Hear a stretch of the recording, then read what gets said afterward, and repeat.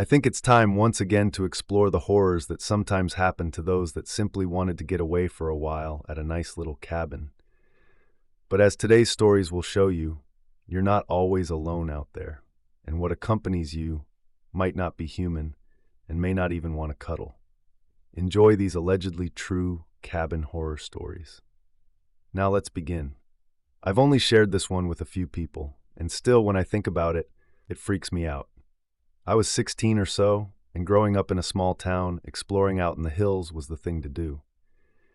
This incident took place at the north end of Ruby Valley in Elko County, Nevada. It's slightly north of the road off of Highway 93 that goes into Ruby Valley. I always liked checking out old mine shafts and ghost towns, and that crap really intrigues me. At the Burger Bar in Wells, Nevada, where I'm from and grew up, they had these old turn-of-the-century maps under glass on the tables. On one of them, it showed several ghost towns just north of Ruby Valley, so I figured I'd go check them out, as I had not been in the area very often.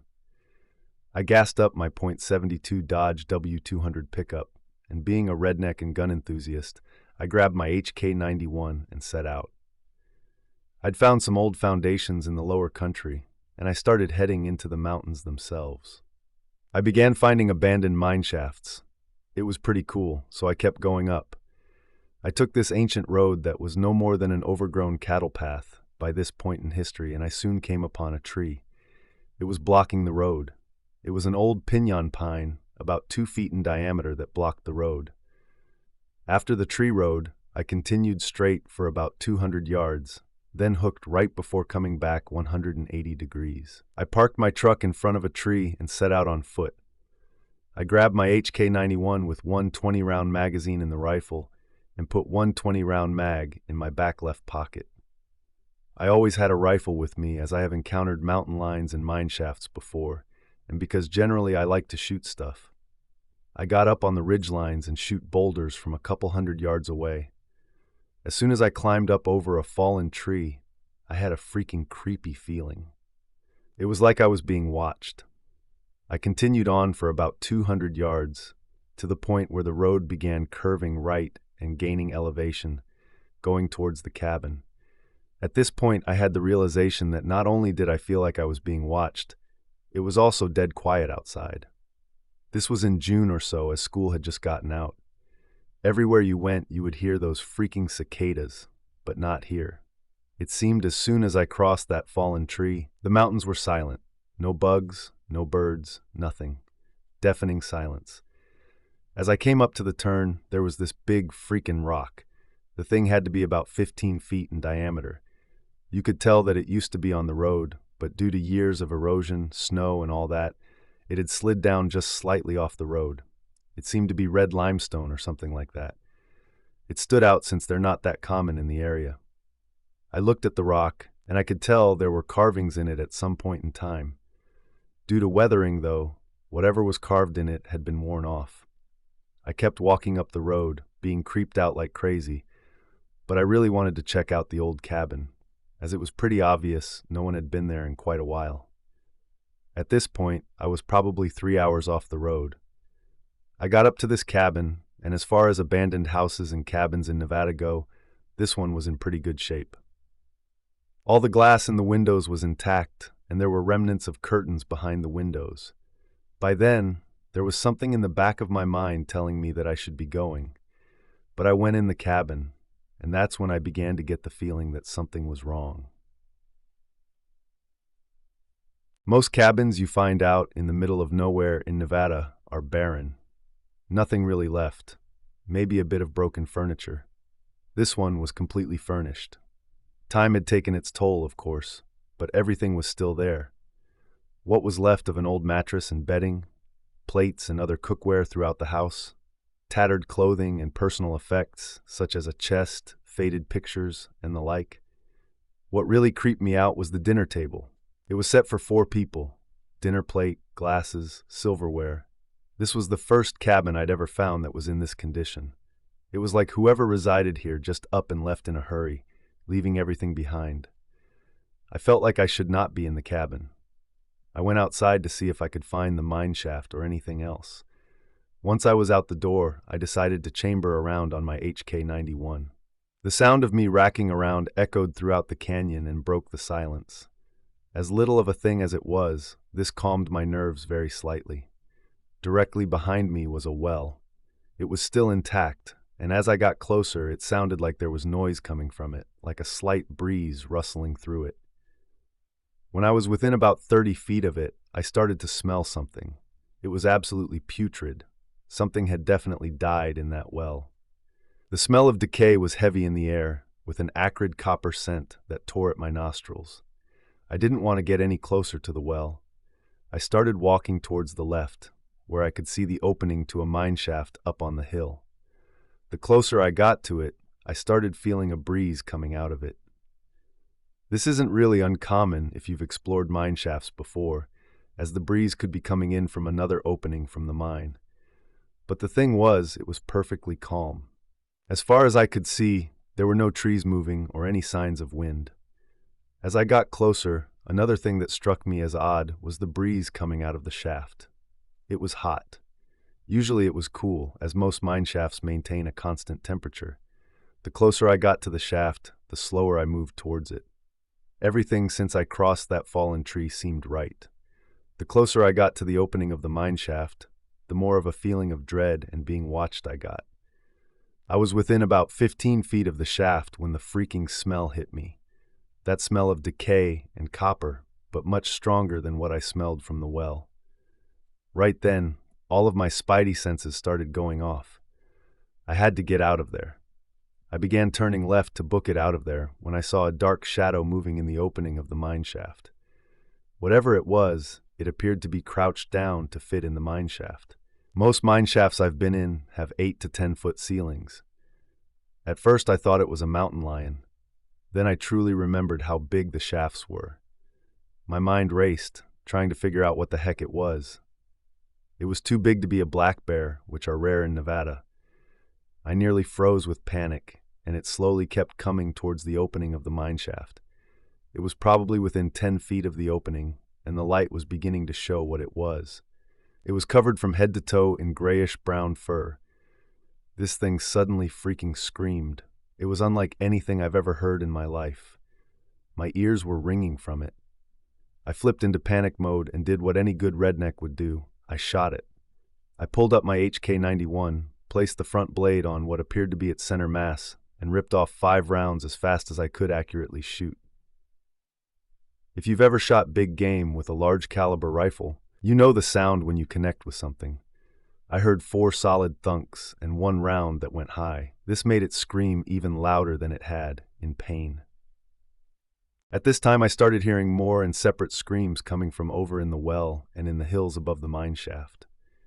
I started running down the hill as fast as I could. In the tree line above the road, approximately 75 to 125 yards, I could see fast movement. Rocks were tumbling down the hill, and there were several other screams. From the mine shaft, I could hear the wailing of whatever the heck I'd shot, and whatever it was, my shots had definitely connected.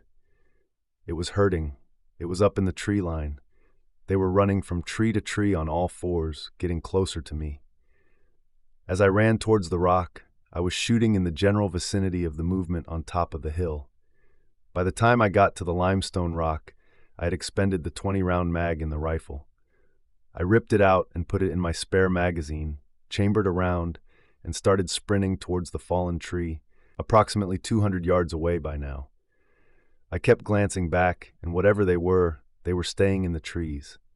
I could make out their masses and fur, but they would not stay in the open. I got back to the fallen tree, and I ate crap trying to jump over it. I got up off my rear, fired between 12 to 15 rounds at the closest movement, which was now about 50 yards away. I heard a few rounds connect, and those things began to scream louder. Between the screaming and gunshots, my ears were damn near dead. I opened the door of my truck and got the heck in, starting it up as fast as I could. I backed up to turn around, and I darn near put my truck down in the canyon. As I began going forward to leave on the road I came in on, I finally got a good look at one of them. It was crouched over with its front feet on the tree, covered from head to toe in grayish-brown fur, with long, slender fingers and claws tipping off those fingers. The back of it was hunched, and the face was slender, most closely resembling that of a badger, but with sunken-in eyes. It was shaking its head back and forth, and it sounded like it was attempting to speak, but it was so garbled, and with the noise of my truck, I could not make out what it was. I averaged about 50 to 60 miles per hour on a crappy dirt road that I'd done 15 on the way in. I did not slow down or stop until I got back to pavement. By then I was so shaken I had to stop and collect myself. I got back to town and I was in a bit of shock. My dad had been a guide in the Ruby Mountains for about 20 years. He asked me how my trip went and where I went. He could tell that I was startled and asked where I'd been. I told him that I'd been north of Ruby Valley.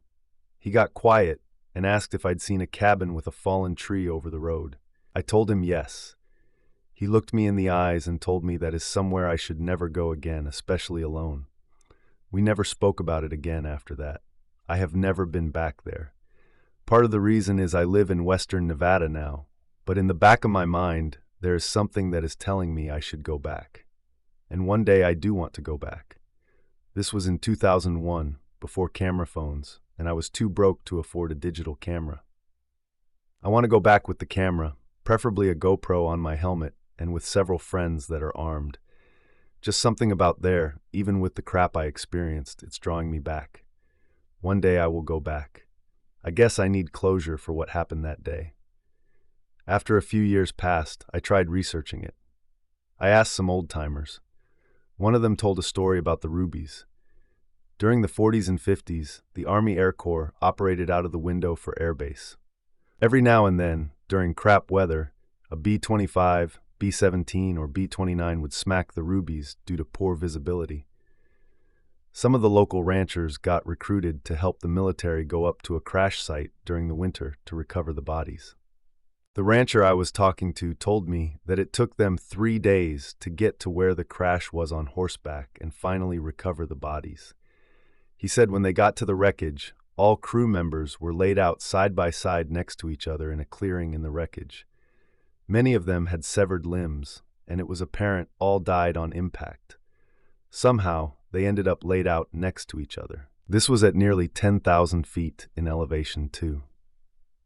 Story number 2. This happened back in August in 2001. I was 14 years old and about to start high school when Dad took me and my older sister, let's call her Ruth, fishing in Canada.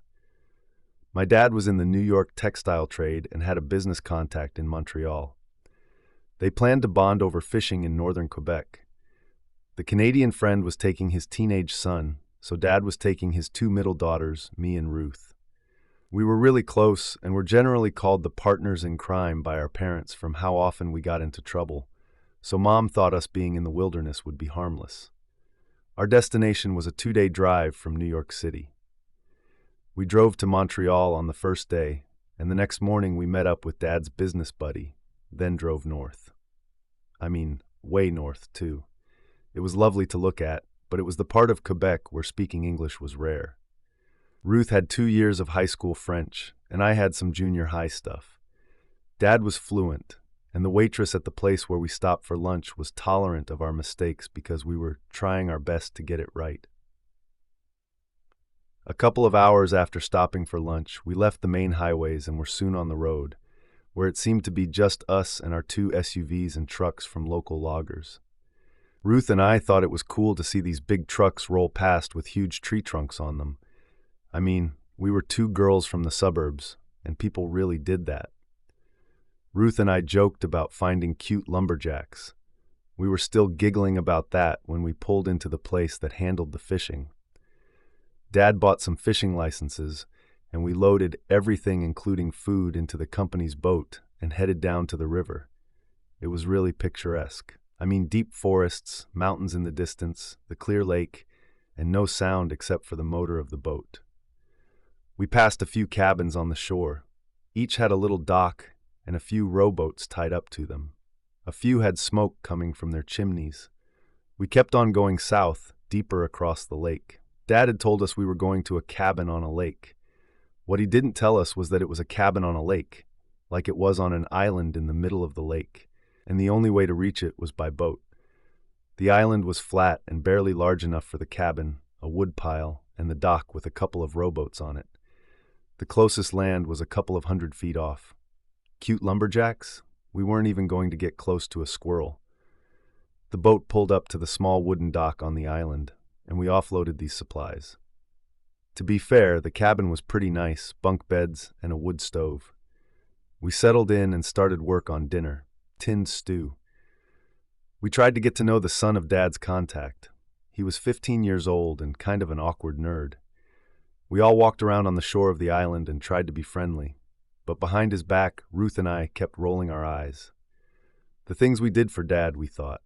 We went to bed early. There wasn't any TV or anything, so why not? And we needed to get up early after all. So we were in bed at a time that in New York would have us complaining. There was still lots of giggling between us until Dad complained and Ruth said, "This is why boys don't have slumber parties," which caused more laughing. We got up before dawn and had breakfast, bacon, toast, and coffee. I hate eggs. And even with the morning chill, the lake looked wonderful in the great light with mist rolling over the surface. We headed out into the lake in 2 rowboats, and I discovered I really hate fishing. The dads were getting on great, which was the point of the trip, and the Canadian guy kept trying to talk to Ruth, ignoring the fact we'd both told him we both had boyfriends back home. Me, I tried to catch a fish and prayed to God Dad wouldn't want to teach me how to gut it if I did catch one. For the record, I did catch a fish. I caught 1 fish during the whole time we were there, and it was the largest any of us caught. It was a big pike. Everyone else caught a couple of fish, enough for a few meals, and we headed back to the island cabin for lunch.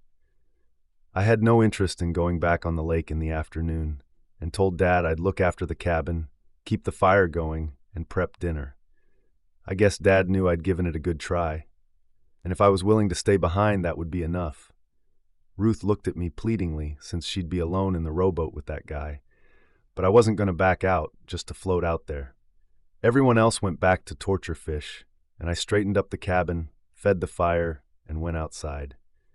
It was so peaceful. There was no sound, and that's when things got weird. I was gazing at the shore and realized there was no noise, no birdsong, no nothing. The undergrowth out there was so dense, I don't think you could get through it. I was looking upon land that I didn't think any white man had ever tread on, but there was something there, tall and humanoid, in the shadows, looking at me. I couldn't get a good look, and I'd almost convinced myself it was my imagination running wild when the figure moved. It wasn't much, but it was enough to let me know that I'd seen it move. It was tall, and the head seemed like a deer. But do you get deer that stand 6 or 7 feet tall at the shoulder? Then it moved again, and I realized it was on 2 legs, not 4, and it was staring back at me. I was extremely glad there was a lake between us. This thing gave off a feeling of hostility. I wanted to run back and barricade myself in the cabin until Dad came back, but I stood my ground. Once again, I reminded myself there was a whole lake between us. Then soon it was gone, fading back into the woods. I backed to the cabin, and once inside, I bolted the door. I grabbed a paperback book in my bag to read, to distract myself, to not think about what I saw. I ended up losing myself in the book until Dad banged on the door and wanted to know why it was locked. I didn't want to tell him. I didn't want him to think I was a baby. So I said the wind kept blowing it open, and I was sick of closing it. He seemed to accept that. They brought in their catches, and we were having fish for dinner. The menfolk went to clean them. I took that chance to tell Ruth. She was my best friend, and I needed to tell someone. Unfortunately, she was still teed off at me, having to spend the afternoon on the lake with the geek guy, and she teased me, saying I was just hallucinating. I was hurt by this, and luckily she backed off, but we were both in a bad mood as evening set in. Dinner was really good. I mean, fresh fish out of the lake. It was delicious. As everyone was settling in and the dads were playing chess, I went out to look at the stars overhead. They were amazing. No light pollution at all. I looked out over the lake. There was nothing there to spoil the peace. Then I looked at the shore, the place I'd looked before, and it was completely dark. But somehow I knew it was there, looking at me. Whatever sense I had evaporated. I just knew there was something there, and that it hated us, hated me, hated people. Whatever I was to it, I felt like the embodiment of what it hated. I didn't think I'd been there that long, but suddenly there was a hand on my forearm, and I let out a little scream of surprise. It was Ruth, saying that I'd been out there for a couple of hours and everyone was going to bed. 2 hours? No way. It was just a few minutes, right? There was no giggling that night, but Ruth sort of accepted there was something bugging me, even if she didn't see it. The next morning, everyone else went fishing again. Everyone just took it for granted that I would stay behind. But Ruth made a real effort to get me in the boat. However, I didn't want to go. I should have. I found myself staring at the shore again. Was it there? How deep was the water? Could it swim out to me? Then I realized I was thinking, could I swim over there? The idea of trying that took hold and started to grow, becoming a near obsession. I could do it. I really could. I was standing there when the others came back from the morning on the lake. By now, Ruth was really worried about me, and when I asked about swimming, Dad looked at me like I was nuts, saying it was far too cold to be doing that. We would be leaving that afternoon, and I kept standing, staring at the dense woods where no white man or woman had set foot, and wondered what could happen if I was the first. I was really glad when we got back on the boat to go back to the cars. Less than a month later, I was in high school, and 9/11 happened. The world changed around me. Since then, I've been in lots of woods, and I even became involved with my church's youth league, but I've never been in woods as primal as the ones in Canada. I wonder what would happen if I ever find them again. Story number 3.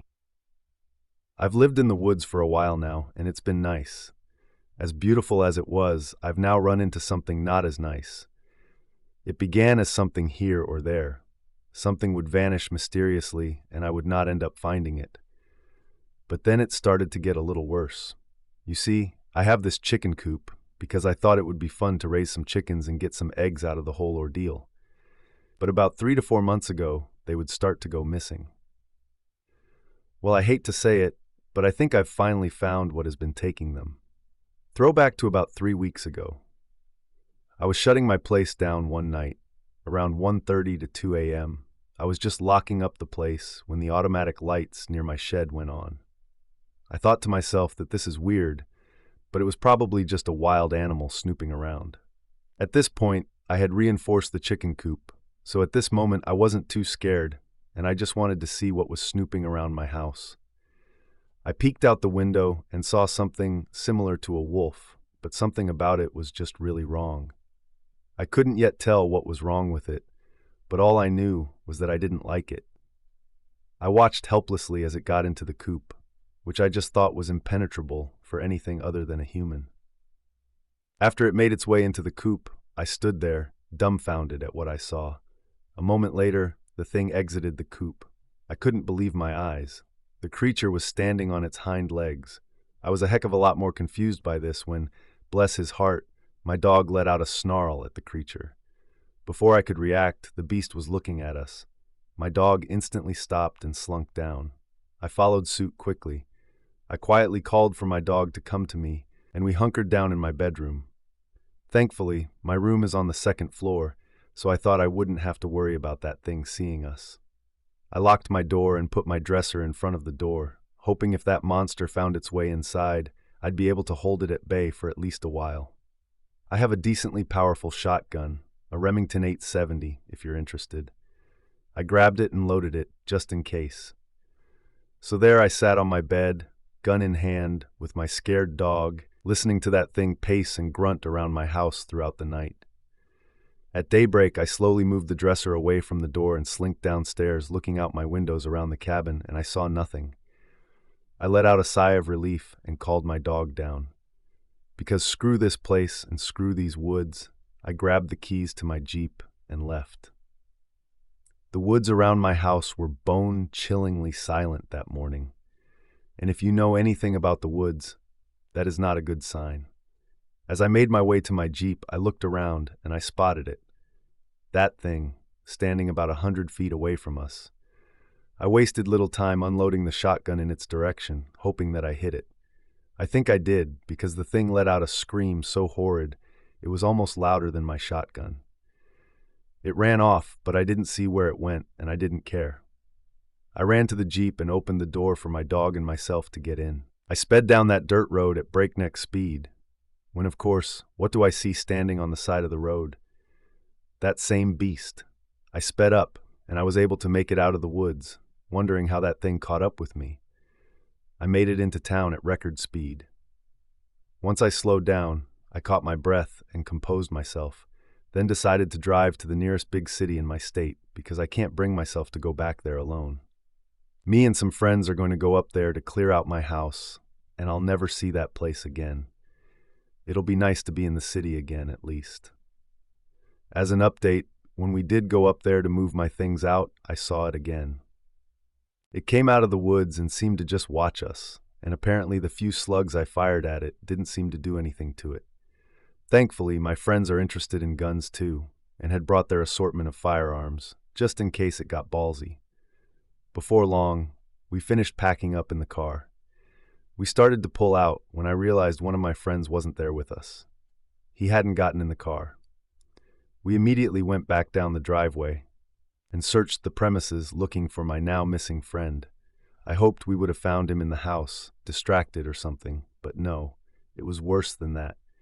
We found him outside, barely conscious, claw marks and bite marks on him. We got him into the car and sped to the nearest hospital. When we were asked what happened, we didn't know what to say. We couldn't just say that some wolf-like humanoid thing mauled him, so we said it was a bear. Luckily, he's slated to make a full recovery, but that was just too close for me. Any part of me that still wanted to live there died that day. And that's all for now. I'm thankfully safe living with my parents until I find a new place. Long story short, you can never be too comfortable living alone in the woods. You may just find yourself dead.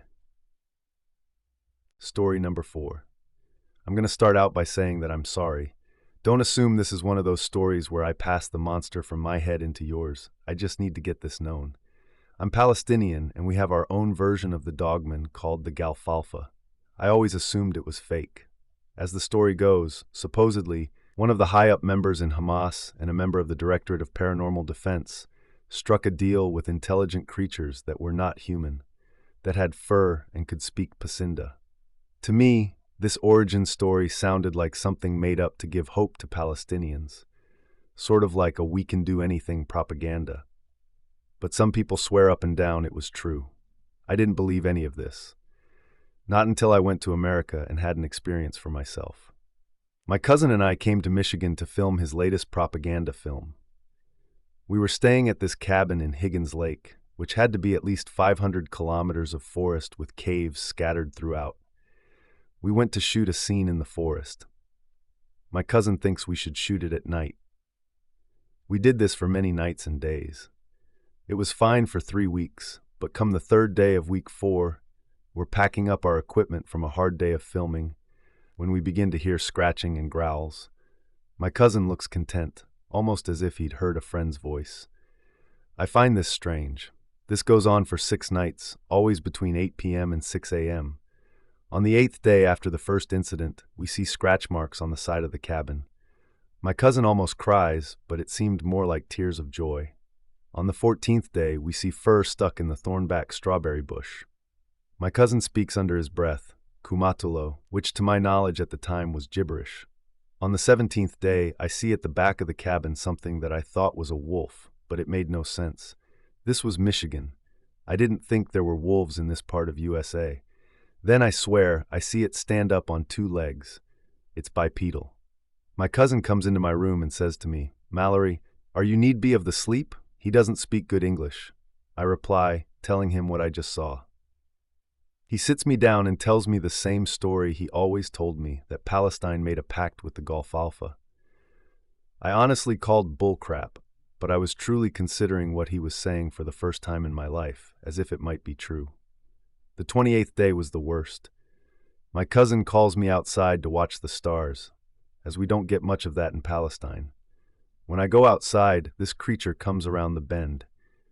At first, I don't see it, but I hear a familiar phrase, "Fala majirka gudar mayari basu." That is Pasinda for. It's been so long, friend. My cousin stands up and says again, Gumadulo, and starts to approach this beast. That's when I realized my cousin was a maniac, not only a psychopath, but a suicidal idiot.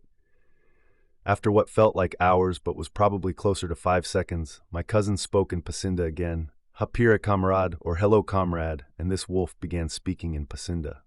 I don't know what was said because I was too terrified and confused.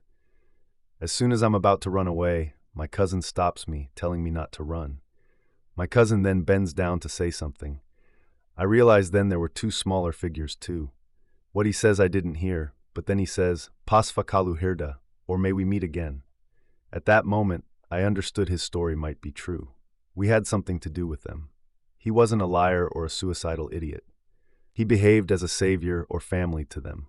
The fact that these dogman stories involve assaults or even death, I can't help but feel at fault. Now you understand why I apologized. We Palestinians believe these things to be intelligent, emotional beasts, and that we may have something to do with this infestation. I do believe my cousin did what was best for them, but not for humanity. I can't explain why, but he has an unrealistic attachment to these beasts. This brings us to the end of today's episode. If you enjoyed these stories, then hit the like button, leave a comment, press the notification bell, and subscribe to our channel, and we will see you in our next story.